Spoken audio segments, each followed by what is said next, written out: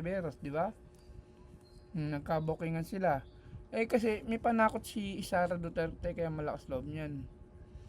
Kung hindi ginawa ni Rizonte version O, may masasabi ba si Sara Duterte? Wala. Ganon din yung mga sa Congress. Kaya malakas ang loob nila Digong tsaka ni Sara kasi alam nila kung sino yung mga magnanakaw sa Congress at tsaka sa Senate. Yan si Marcoleta hanggang ngayon malaya, nakakapambuisit pa. Samantalang yung ginawa niyang pagsisinungaling sa salin niya, malaking kasalanan yun. Anong ginagawa ng batas natin? Yun ano yun, harap-harapan yan, bulgar na talagang ano yan. Salin niya, sinabi na, hindi niya pa rin. Hanggat may mahanap na boto si Marcoleta, lulusot at lulusot yan. Kaya nga sabi ko, yung si Justice Carpio nung hinamon siya, mas maganda. Yan, talagang yan ang katapat niya. Walang ibang katapat na senador dyan sa Senado na panlalaban yung kay Marcoleta sa sagutan. Wala. Kung meron kayo, sige sabihin nyo kung sino. Tingnan natin kung uubra kay Marcoleta. Si Marcoleta kasi, ano yan, kumbaga sa estudyante ng Digong yan. Lahat ng pasikot-sikot sa batas alam niyan. Alam na nila. Pinag-aralang mabuti ng Digong yan. Si Sara, wala yan. Ampaw yan kumbaga sa sa labas lang may laman, sa loob wala. Hangin, puro hangin. Kung sino yung nakakalam na pagkain ng Chinese ba yun, ampaw. Minsan strawberry nasa labas, minsan nasa loob naman peanut. Nasasayang yung yung panahon. Masasayang yung panahon pag si Sara nanalo. Sana lang maisip din ni Sara kung sakaling siya ang manalo, huwag niyang isuko ang Pilipinas. Huwag sana. Ang problema kasi, nihaw yan. Inihaw. Inihaw na pusit yan. Hindi niya pa pwedeng yan. Kasi nga, yun ang habol yan, pera. Kung hihintayin pa makaupo yan, mas delikado. Nagbanta rin yan noon. Hinahanap ko nga kanina kung nasaan na yung video niya na nagbanta siya. Gagantihan niya lahat. Malinaw yun. Gagantihan niya lahat. Kung magkakaisa lang yung mga dilaw, tsaka pink, tsaka yung mga pula, yung mga PBBM supporter, maglagay lang sila dyan ng isang tao, yun lang na susuportahan nila para wag lang manalo ang mga Duterte. Kasi pag yun ang ginawa nila, hindi man nanalo ng Duterte. Ang mga Duterte aasa lang yan sa kay OJC. Doon sa doon sa ni Joel Villanueva, ano ba yun? Nakalimutan ko. Tapos yung INC, yan lang ang aasahan nila. Yan lang ang pinakamalaking botong aasahan nila. Yung tatlong sekta na yan. Sa mamamayan, siguro sa ibang bansa, yun din, delikado pa yan. Medyo tagilid pa dun si kung sino yung mga kalaban nila. Kasi maganda talaga, magkaisa yung tatlong yung kakamping, dilawan, tsaka yung admin ni BBM, magtalaga lang sila ng isang tao. Yung talagang alam nilang may dating sa mga mamamayan, kasi yung iba na yung sistema ng botohan sa atin hindi na katulad ng dati. Yun nga mahirap, dati hahanapin mo yung mga ginawang magaganda. Ngayon hindi na importante ginawang maganda. Kung sino yung magaling mambola, kung sino yung malakas manguto, doon sila lang yun. Yung itong darating na election sa 2020, pag-iisipan nyo mabuti. Kung manalo si Sara, wag sasama loob nyo. Ang maganda lang dyan, maghintay tayo, sigurado yung kaso nyan, tsaka igugulong siguro lang sa ngayon talaga mahirap ma-impeach si Sara. Alam nyo, kung madaling i-impeach yan, noon pa yan dapat na-impeach. Kung magbobotohan, kung hindi sila babase sa batas, hindi mai-impeach si Sara. Kasi hanggang ngayon, matindi pa rin ang kapit nila Digong sa mga batas.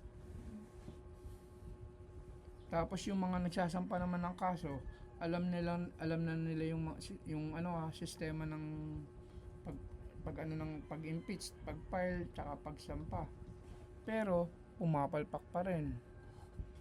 Kaya nga sabi ko, kung ma-impeach si Sara ngayong taon na to o sa susunod na taon, bonus na lang yon.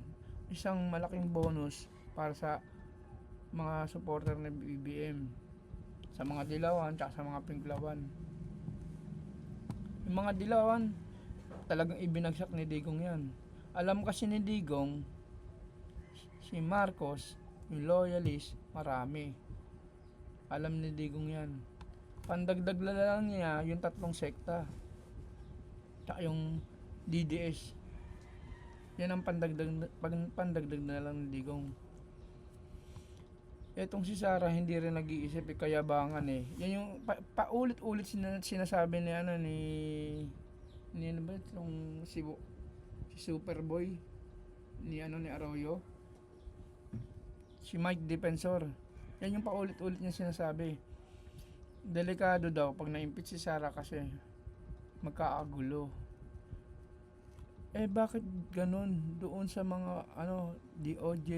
Hindi ko lang kung DOJ may hawak na. Hindi ba pag pananakot ba yan o pagbabanta yun? Pag si Sara pag na-impeach. Paano naman? Obvious naman yung mga ginawa niya eh. May mga video na, may mga testigo na. Inaamin ni Digong nagnakaw siya. Ano ba nangyari? Wala rin. Tontuwa yung mga tao. Inamin ni Digong siya yung nagpapatay, siya nag-uutos na patayin yun. Ano nangyari? Nauna pang nakakuha ay ICC. Baguhin niyo yung batas, hindi na kailangan magsampa ng kaso kung ando doon na mismo yung criminal na mismo yung umamin na ginawa niya yun eh. Bakit hindi pa rin nahuhuli? Si Sara, malaya pa rin. Si Zuleika Lopez ang hanapin. Kita niyo si Zuleika Lopez, hanggat maaari ikulong yun na. Kasi sa tingin ko, yaan talaga ang mas maraming alam. Kaya nga si Sara sumabog sa galit nun nung nakulong si Zuleika sa Congress. Sumabog sa galit si Sara. Wala naman nagawa yung Congress. Wala rin nagawa yung mga tao doon. Special treatment. Sana tanggalin nyo yun. Hindi pa ba kayo nagsasawa? Yung mga opisyal ng gobyerno, tagal nyo na sa gobyerno. Yumaman nga kayo dahil sa gobyerno. Yumaman kayo dahil sa pera ng taong bayan na kinurakot nyo. Siyempre hindi kayo aamin. Wala namang magnanakaw na ninakaw ko to, nagnakaw ako niyan. Minsan may umamin naman, hindi nyo pinaniwalaan. Siguro kung ibang tao magsasabi niyan, yung ordinary tao, ninakawan kita ng 5 piso dyan sa kaha, baka ipadampot agad, diretsong kulungan. Wala talagang batas na matino na sa Pilipinas. Pinaglalaroan yung batas ng Pilipinas. At sana doon sa COMELEC, sana lang kung ano yung batas mo, ipatupad mo. Etong si Chis Escudero, nagdrama pa. Bakit daw yung malalaking tao katulad nila Martin Romualdez hindi pa rin naiimbestigan? Pinapuntahan na nga si Martin Romualdez, naimbestigan na nga siya, pinaimbestigan na si Martin Romualdez. Ang problema kasi, Chis, yung ICC ay yung ICI ba yun? CIC hindi nila binroadcast. Dapat kasi yung live. Kung paano nila tanong si Martin Romualdez tsaka ikaw, Chis Escudero. Kita mo ikaw, nakalusot ka dun sa COMELEC. ikaw, si Marcoleta, inaamin na nila, sasalin nila. Hindi tama yung sinabi nila. Ano pang silbi ng salin na yan kung wala naman tumutupad? Tibagin nyo na yan. Sayang lang din yung pasweldo ng mga tao dyan. Pero mo, paimbestigahan mo. Tapos hindi naman sasabihin totoo. Tapos anong mangyari? Walang kapangyarihan. Sa ibang tao, pag ordinaryong tao lang din, may batas kami sinusunod, dapat sundin mo rin. Ganun yung ginagawa nila. Pero pag tulad ni Sarah, wala. Tikong bibig nila. Alam nyo, kung takot kayo mamatay, ingatan yung manalo si Sara Duterte. Sigurado yan. Masasakop tayo ng China. At pag nangyari yun, yung mga pro-China, sa palagay nyo ba? Yung presidente ng Pilipinas ang susundin? Hindi. Hindi mangyayari yun. Huwag kayong umasa doon sa mga umiidolo sa China. Iba ang batas ng CCP. Mas malupit ang CCP. Si Xi Jinping binansagang ruthless doon sa bansa nila. Pero ilang general pinapatay? 5 general. Kaya nga yun ang dahilan bakit nagkakagulo sa China. Gusto na nilang pababain si Xi Jinping pero ayaw niya pa. Yung sinasabi naman ni Marcoleta ang batas-batas. Kaya nga sabi ko, bakit hindi sabihin ng Senado, o sige Marcoleta, ano bang batas pwede natin ipasa dyan? Sundin natin yung batas na gusto mo, na siguradong magiging atin yan. Ang dali-dali lang nun eh. Kahit kay Marcoleta, takot silang lahat, sasagot lang.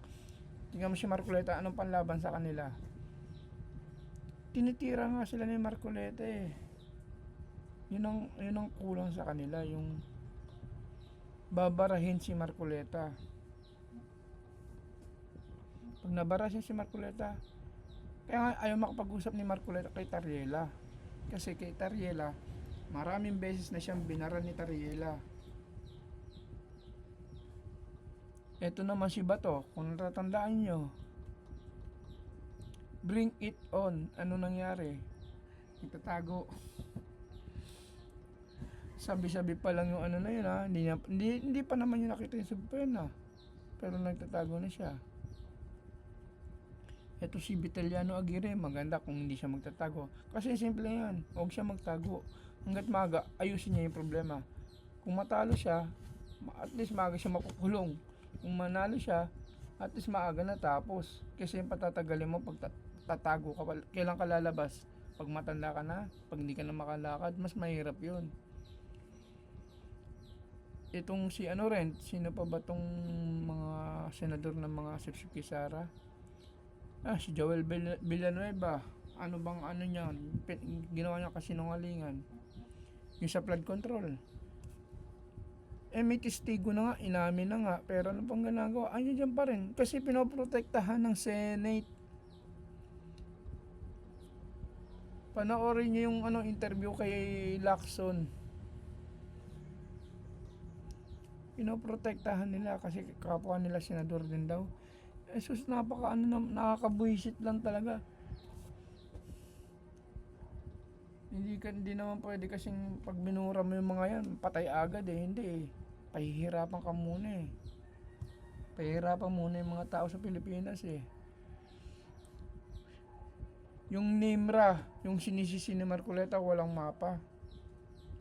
Nung in-interview naman yung NIMRA, utal sumagot, ang nangyari, nahalatang walang mapa. Inamin din nila, wala. Pero lumalabas doon sa iba, meron. Ang magulo. Eto, sinabi rin ni sino ba yung dating senador?